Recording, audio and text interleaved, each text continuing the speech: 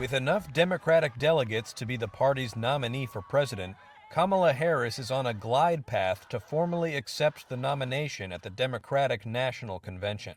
All eyes are now on Chicago, where the nominating event begins August 19th. It looks to me actually like the process is already over. And political science professor John Mark Hansen of the University of Chicago said it is highly unlikely anyone but Harris will be the nominee. She's already locked it up because everybody who might have been a formidable challenger to her has now endorsed her. So it's hard to see that there's anyone who would really contest it, and hard to see that anyone would really want to wade into it and just create all kinds of problems for the party.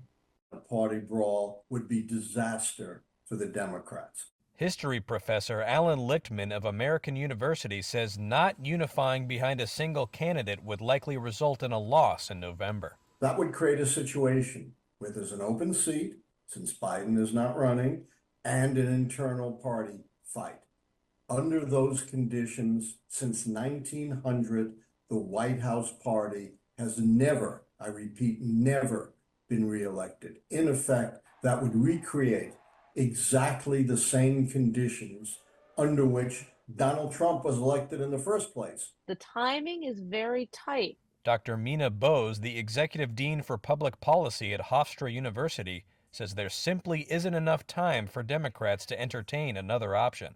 Vice President Harris, I think, has having served in office, having run a presidential campaign before, is well positioned to pivot and to mount in this limited time.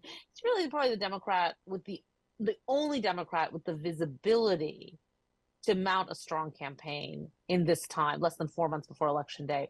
The ball is rolling. Reuters White House correspondent Jeff Mason says delegates could still technically shift their support to another candidate, but nobody else is stepping up. That doesn't mean she wouldn't probably welcome a challenger. I think that they are sensitive to looking like it's in a process of anointing rather than a process of earning people's support. And she used the term earn in her statement after President Biden stepped aside. It is my intention to go out and earn this nomination.